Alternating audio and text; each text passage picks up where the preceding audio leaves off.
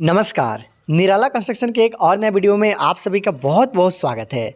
दोस्तों, आज की इस वीडियो में मैं आप लोग को एक बनता हुआ घर का जिसका काम प्लास्टर तक कंप्लीट हो चुका है, इसे अंदर से और बाहर से दिखाऊंगा।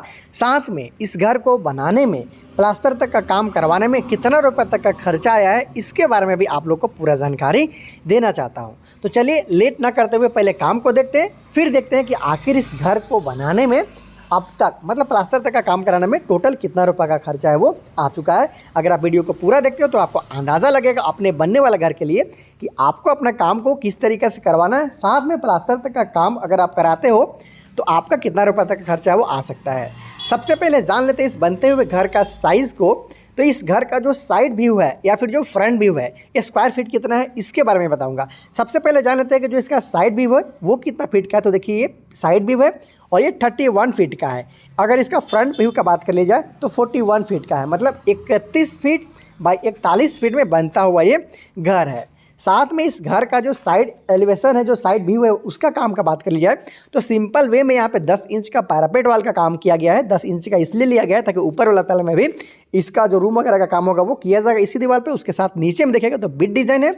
विंडो में बहुत ज़्यादा खर्चा ना करते हुए बॉक्स डिज़ाइन और ऊपर में स्लैब को थोड़ा ज़्यादा एक्सटेंड करते हुए यहाँ पे काम किया गया है, इजीली आप यहाँ पे देख सकते हो। अगर इस घर का फ्रंट एलिवेशन का बात कर लिया जाए तो सामने की तरफ देखिएगा जहाँ तक घर का सीढ़ी का जो लैंडिंग है वो निकला हुआ है, वहाँ तक इसका छज्जा भी निकाला गया है। ये देख सकते हो लगभग 3 फीट के आसपास में ये कैंटिलीवर बीम हो गया। उसके साथ साथ ये पट्टी बीम, इससे जब भी आपको छज्जा निकलवाना है कोशिश करना इस तरीके से पट्टी बीम जरूर दिलवाने के लिए, ताकि आने वाला दिन में आपका छज्जा में क्रैक्स वगैरह ना आए। लाइट के लिए पॉइंट भी यहाँ पे दिया गया है, इसको आप ध्यान रखेंगे जब घर का आप छत का ढलाई करवाते हो तो सही जगह पे विंडो के ऊपर में कुछ इस तरीके से आप जो लाइट है उसको दिलवाइएगा तो रात में भी जो आपका घर का लुक होगा वो काफ़ी बड़ा हुआ नज़र आएगा। तो देखिए इस तरीके से जो विंडो बनाया गया है, बहुत सारे लोग को बॉक्स डिजाइन के विंडो किस तरीके से बनाया जाता है नहीं समझ में आता है।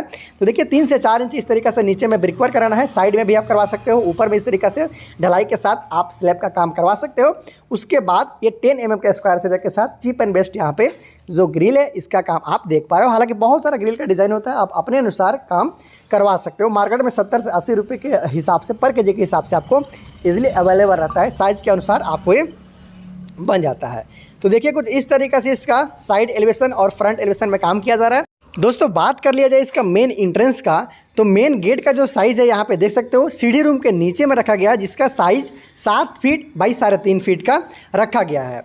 ये देखिए बहुत सारे लोग यहाँ पे गलती करते हैं, कम से कम आपको 7 फीट ऊंचाई मेन गेट के लिए ज़रूर रखना है। इसके ऊपर में हेडर रूम बनाते हो तो कई बार ऐसा होता है कि सीढ़ी का जो जीना होता है उसको मैनेज करने के लिए चक्कर में नीचे का हाइट कम हो जाता है, तो उससे आपको बचना है। यहाँ पे बॉक्स डिज़ाइन का देखिएगा तो आपको आर्क शेप के साथ में सीढ़ी रूम का जो विंडो है उसका काम किया गया है, जहाँ पे डिफरेंट कलर का पेंट किया जाएगा, फिर ग्लास वगैरह लगाने के बाद में इससे कंप्लीट है वो किया जाएगा।